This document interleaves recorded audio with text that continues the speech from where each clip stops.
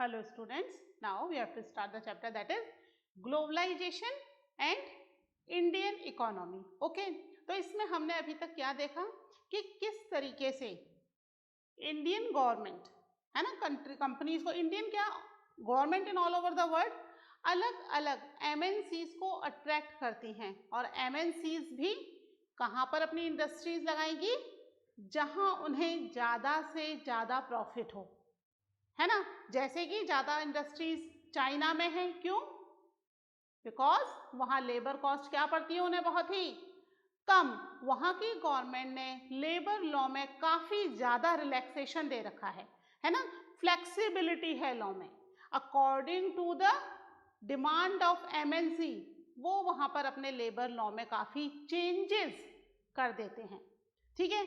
अब इंडिया में हमने देखा था कॉल सेंटर्स हैं, क्यों हैं? क्योंकि यहाँ पर स्किल्ड एंड एजुकेटेड लेबर मिल जाती है with a cheap wages.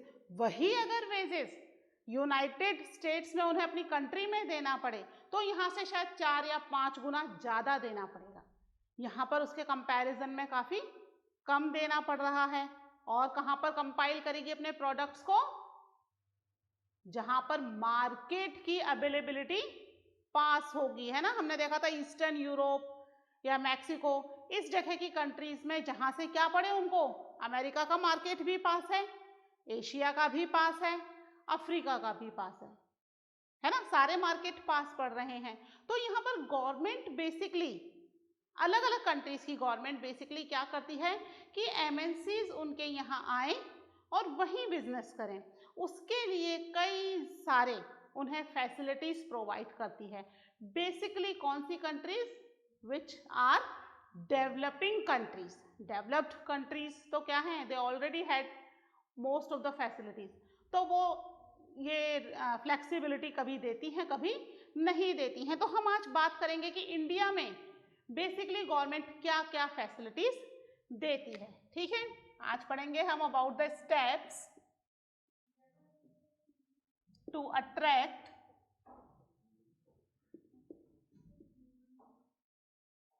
foreign investment, है ना।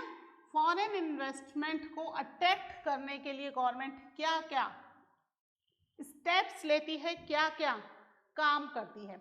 इसके लिए सबसे पहले तो क्या बनाया जाता है, हर एक एरिया में एक स्पेशल इकोनॉमिक जोन बनाया जा सकता है ना। इकोनॉमिक जोन जैसे कि अब हम कह सकते हैं इंडस्ट्रियल एरिया। अब कोटा में आपको पता है ना इंडस्ट्रियल एरिया कहाँ है? क्या हमारे घरों के आसपास का एरिया है? नहीं, बिल्कुल सेपरेट अलग साइड में पूरा इंडस्ट्रियल एरिया है जहां पर क्या है, बेसिकली वहां पर इंडस्ट्रीज ही हैं, है ना। वहां इंडस्ट्रीज हैं, लेबर्स हैं और उनसे रिलेटेड फैसिलिटीज अवेलेबल करवा रही है वहां पर गवर्नमेंट, ठीक है। तो इसके लिए गवर्नमेंट एक स्पेशल इकोनॉमिक जोन बनाती है, या हम कह सकते हैं इंडस्ट्रियल जोन बनाती है, ठीक है। क्या बनाती है? Special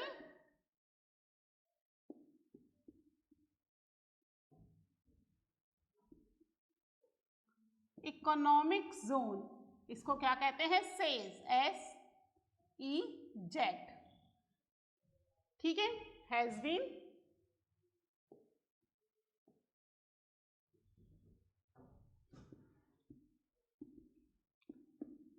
setup by government. Government ही इनको सेटअप करेगी, क्योंकि बेसिकली गवर्नमेंट की ही रिस्पॉन्सिबिलिटी है ना कि ज़्यादा से ज़्यादा फैसिलिटीज यहाँ पर दिया जाए, ठीक है। इसके अलावा ये जो कंपनीज है वहाँ पे प्रोडक्शन ज़्यादा हो और इंडस्ट्रीज को ज़्यादा फैसिलिटीज मिले। हमें क्या देखना है? फॉरेन इन्वेस्टमेंट को अट्रैक्ट करना है। तो फॉरेन इन्वेस्टमेंट कब अट्रैक्ट होगा? जब उन्हें ज़्यादा फैसिलिटी मिलेगी। तो एक बिल्कुल अलग एरिया मिल गया इंडस्ट्रीज लगाने के लिए। इस एरिया में इंडस्ट्रीज लगाने के लिए गवर्नमेंट काफ़ी सारी फैसिलिटीज भी प्रोवाइड करती है, जैसे लैंड की प्राइस है उस पर सब्सिडी दे देती है ना, या उसकी प्राइस को कम कर देती है। इसके अलावा कई बार गवर्नमेंट क्या करती है कि भाई आप इंडस्ट्रीज लगाओ, हम आपको रिलैक्सेशन देंगे for few years, you must not पे एनी काइंड ऑफ टैक्सेस। ठीक है, कोई भी टैक्स पे नहीं करना फॉर नेक्स्ट फ्यू ईयर्स, कई बार 3 साल 4 साल मैक्सिमम 5 ईयर्स तक की उन्हें रिलैक्सेशन दे देती है टू पे द टैक्सेस। तो ये रिलैक्सेशन क्या, it's a very big relaxation for the companies. कोई टैक्स नहीं करना, पे करना, क्या करना है, अर्निंग ही करनी है। ठीक है, तो यहाँ पर क्या कर रही है गवर्नमेंट, कंपनीज उन्हें ऑफर दे रही है ये, है ना, कि भी जो जो यहाँ पर सेटअप करेगा इस स्पेशल इकोनॉमिक जोन में, companies who setup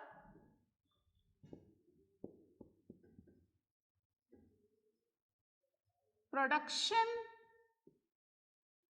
units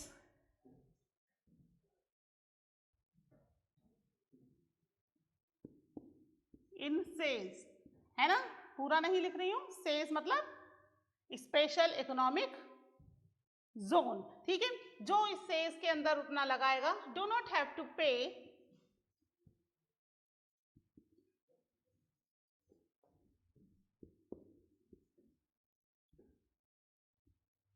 taxes for an initial period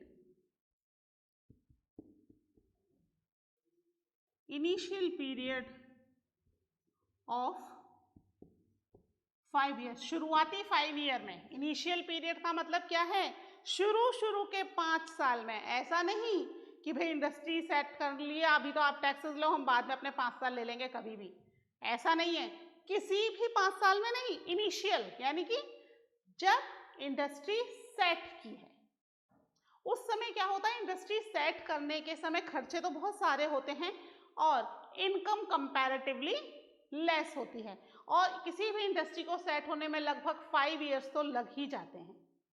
तो ये 5 ईयर्स में इंडस्ट्री सेट हो जाए, उसके बाद दे हैव टू पे द टैक्सेस। उससे पहले उन्हें टैक्सेस पे करने की जरूरत नहीं है। इससे क्या फायदा मिला इंडस्ट्रीज को, अब उन्हें टैक्सेस की टेंशन नहीं है, उन्हें पता है जो भी अर्निंग करें हम अपनी ही कंपनी में उसको इन्वेस्ट कर सकते हैं, गवर्नमेंट हमसे अभी कोई टैक्स नहीं ले रही है। इसके अलावा गवर्नमेंट कई बार लेबर लॉ में फ्लेक्सिबिलिटी देती है ना। लेबर लॉ क्या होता है, लेबर्स के लिए बनाया गया लॉ, है ना। फैक्ट्रीज और इंडस्ट्रीज में जो लार्ज नंबर पे काम करते हैं, they are the labour. Production unit लग रही है, तो प्रोडक्शन यूनिट में तो कौन करेगी काम, लेबर ही तो प्रोडक्शन करेगी। तो यहाँ पर लेबर लॉ में कुछ फ्लेक्सिबिलिटी दे दी जाती है। फ्लेक्सिबिलिटी मतलब कुछ छूट, जैसे कि आपको लेबर को पूरे टाइम के लिए एम्प्लॉय ना करने के बजाय क्या कर सकते हैं, वो डे वाइज एम्प्लॉय कर सकते हैं कि जितने दिन काम करोगे उतने दिन का पैसा है ना। कई बार तो कुछ कंट्रीज तो यहाँ तक फैसिलिटी देती है कि घंटों के हिसाब से पे कर दो भाई, है ना। आप तो एक्स्ट्रा एक लंच आवर का भी 1 घंटा फ्री में मत दो, तो घंटों के हिसाब से भी पेमेंट हो जाता है कुछ कंट्रीज में। हमारे यहाँ घंटों के हिसाब से ना होकर अभी डेज के हिसाब से है ना, कि डेज के हिसाब से आप उसको पेमेंट कर दो, यानी कि इसमें आपको कोई भी वीक ऑफ नहीं मिलेगा। एक वीक में हमें एक छुट्टी तो मिलती है, संडे, है ना। लेकिन अब यहाँ पर क्योंकि लेबर लॉ में फ्लेक्सिबिलिटी दे दी गई है, तो यहाँ उन्हें पूरे साल एम्प्लॉय करने की जरूरत नहीं है। वो केवल जब उनके ऊपर काम का बर्डन आया उस समय एम्प्लॉय कर लेंगे। ठीक है, फिर अगर ऐसा हो उन्हें कि भाई काम कुछ लिमिटेड टाइम का है, तो फिर वो क्या करेंगे, उन्हें दिन के हिसाब से एम्प्लॉय कर लेंगे, है ना। डिपेंड करता है कंपनी टू कंपनी कि वो अपने एम्प्लॉयज को या अपने लेबर को मंथ वाइज पे करते हैं या डे वाइज पे करते हैं। पूरे कंटिन्यू उन्हें अपने यहाँ पर एम्प्लॉय रखना उनके लिए एज सच कोई बाउंडेशन नहीं है। तो यहाँ पर गवर्नमेंट क्या दे रही है, it's allowed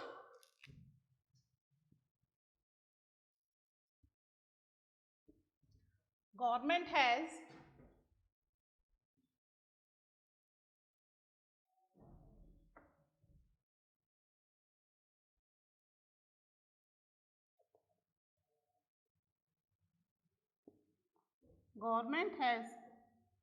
allowed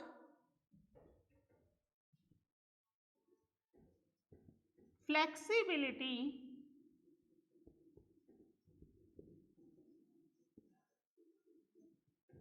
in labor laws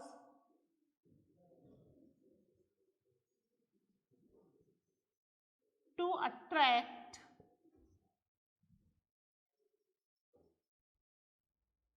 foreign investment. ठीक है, अब ये फ्लेक्सिबिलिटी है, फ्लेक्सिबिलिटी कितनी, ये डिपेंड करता है कंपनी टू कंपनी। गवर्नमेंट ने तो उन्हें छूट दे दी है कुछ हद तक, ठीक है, तो वहां कुछ हद तक छूट मिलने की वजह से यहाँ पर क्या हो रहा है, फ्लेक्सिबिलिटी होने की वजह से लेबर को नुकसान हो रहा है।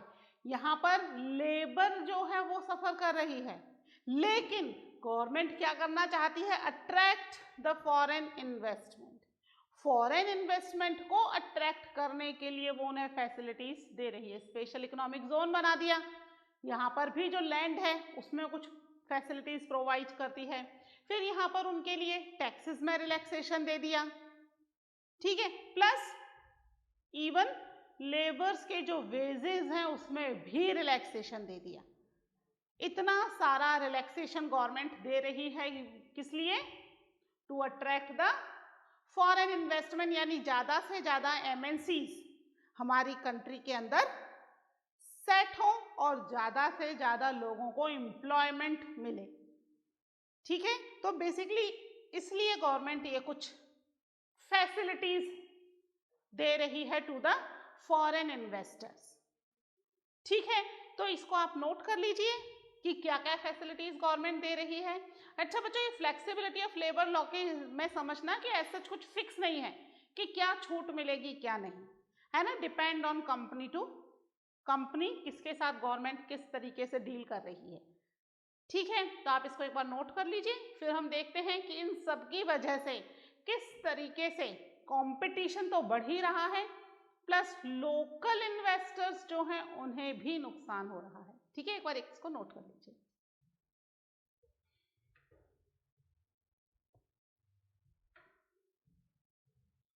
ठीक है, इसको रब कर रही हूं मैं, आप इसको नोट कर लें।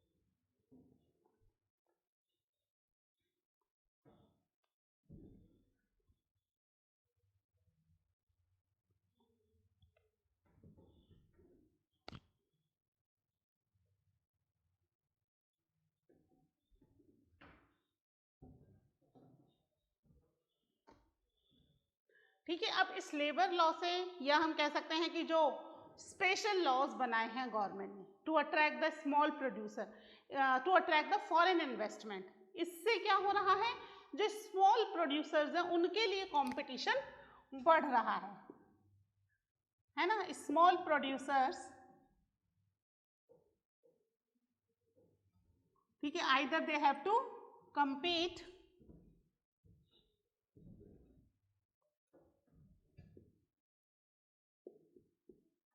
compete और perish।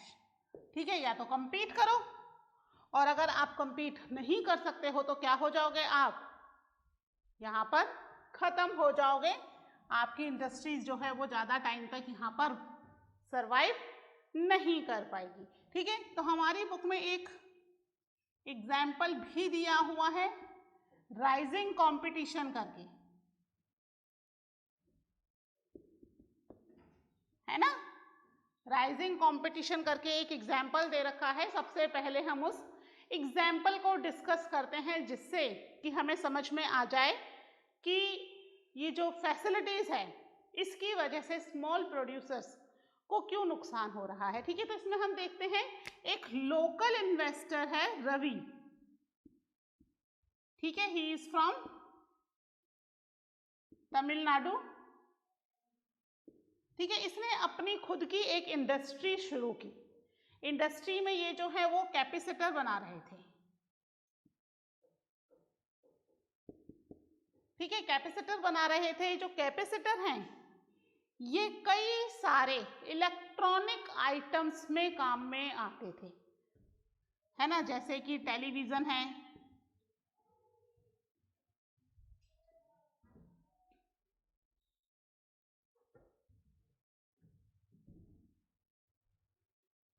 ट्यूबलाइट्स हैं, है ना, ऐसे और भी कई सारे। मेन तो ये टेलीविजन, टीवी, ठीक है, इसके लिए यूज में आते थे। तो यहाँ पर रवि ने ये इंडस्ट्री जब शुरू की तो एक छोटे स्केल पर शुरू की और ये जो इंडस्ट्री थी उसकी कुछ ही टाइम में काफ़ी अच्छा मार्केट इसने कैप्चर कर लिया और नतीजा ये हुआ कि रवि के अंडर में 20 वर्कर्स काम करने लग गए, है ना। वर्कर्स जो थे 20 हो गए, यानी कि उसका काम क्या चल रहा है, अच्छा चल रहा था। ठीक है, इसी समय गवर्नमेंट ने कुछ सालों के बाद, रवि के ये बिजनेस शुरू करने के कुछ सालों के बाद, गवर्नमेंट ने 2000 में मल्टीनेशनल कंपनीज को, कैपेसिटर बनाने वाली मल्टीनेशनल कंपनीज को इंडिया में आने की परमिशन दे दी। ठीक है, कैपेसिटर है, इंडिया में आने की परमिशन दे दी। उससे क्या हुआ कि ये मल्टीनेशनल कंपनीज आ गई, MNCs आ गई, they also start making the capacitor, है ना। टेलीविजन ट्यूबलाइट्स में यूज हो रहा था, अच्छा खासा मार्केट यहाँ कैप्चर किया हुआ था रवि ने। लेकिन अब क्योंकि मल्टीनेशनल कंपनीज आ गई, they got the flexibility in the law, है ना, फ्लेक्सिबिलिटी थी इसके लिए लॉ में, MNC के लिए, रवि के लिए थी क्या, तो लोकल प्रोड्यूसर के लिए नहीं थी।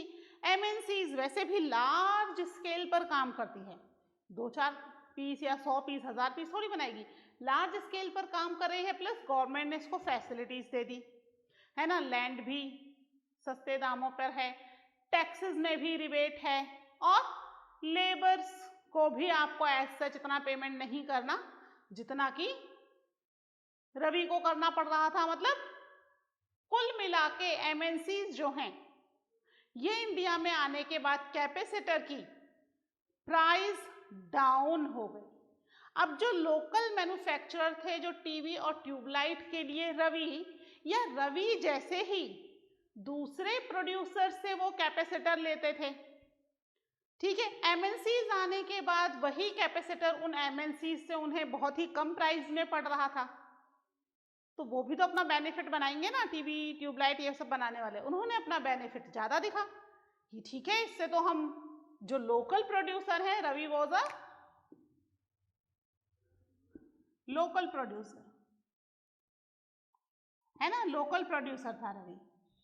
तो जो लोकल प्रोड्यूसर है इसके जैसे और भी प्रोड्यूसर्स थे जो बना रहे थे, he was a small producer, केवल 20 वर्कर्स ही तो हैं, ज़्यादा बहुत ज़्यादा प्रोड्यूस नहीं कर रहा। MNCs के अंदर काफ़ी लार्ज नंबर पर वर्कर्स हैं, उन पे भी वर्कर्स को वो डे वाइज या मंथ वाइज पेमेंट कर रहा है, पूरे साल के लिए एम्प्लॉय नहीं है। यहाँ वर्कर्स पूरे साल के लिए एम्प्लॉय थे, अब जब काम नहीं रहेगा तो वो कैसे रखेगा इन वर्कर्स को, उसको हटाना पड़ेगा। तो यहाँ पर कैपेसिटर की प्राइस डाउन हो गई। प्राइसेस डाउन होने की वजह से जो कस्टमर पहले रवि से सामान लेते थे वो अब MNCs की तरफ चले गए और उन्हें MNCs से सामान लेना शुरू कर दिया। ठीक है, जिसकी वजह से रवि का जो प्रोडक्शन था वो धीरे धीरे करके डिक्लाइन होता चला गया, कम होता चला गया और उसके जो 20 वर्कर्स थे 2001 आते आते ये केवल 7 वर्कर्स ही रह गए। ठीक है, आप कैसे कॉम्पीट कर पाओगे इनके साथ, ये टैक्सेस नहीं दे रहे, आपको टैक्सेस भी पे करना है।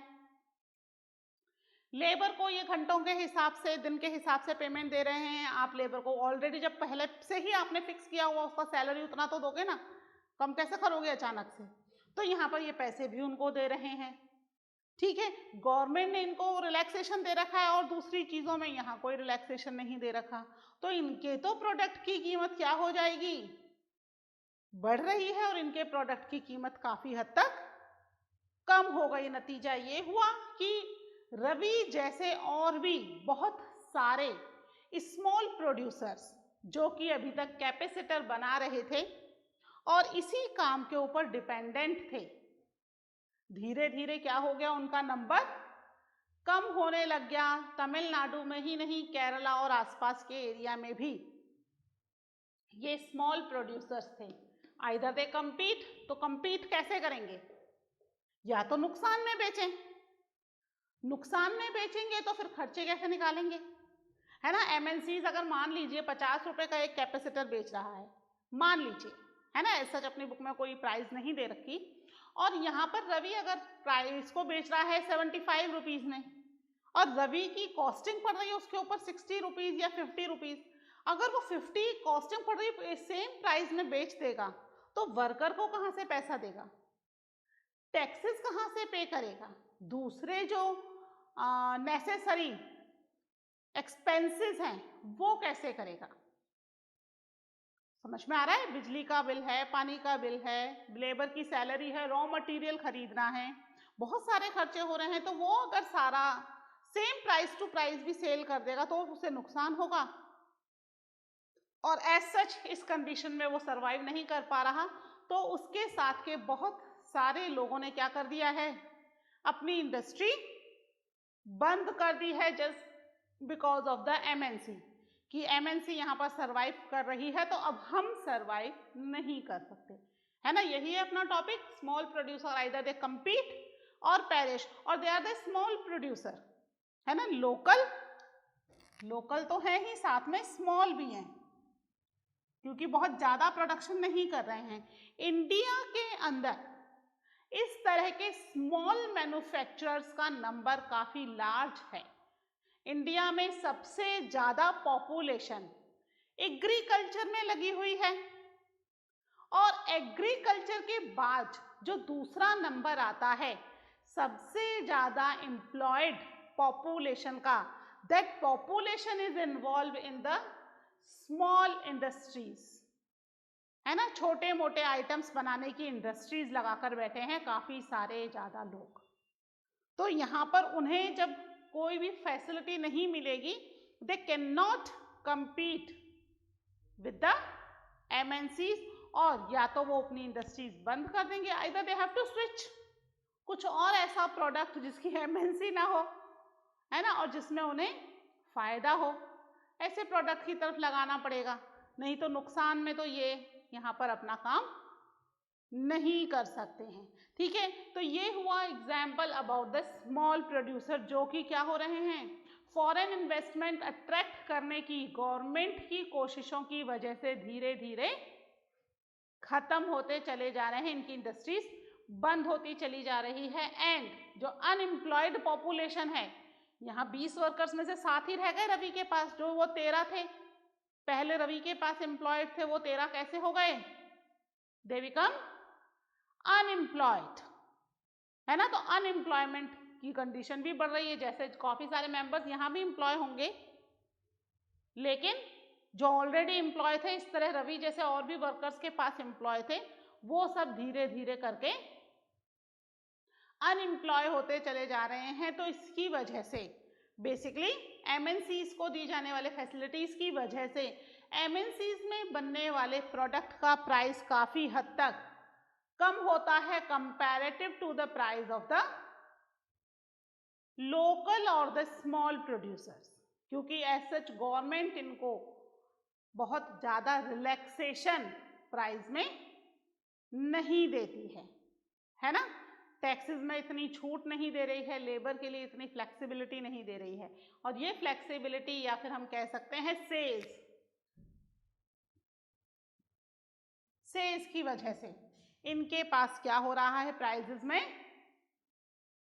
प्राइजेस काफी हद तक कम हो रहे हैं। आपको एग्जाम्पल समझ में आया?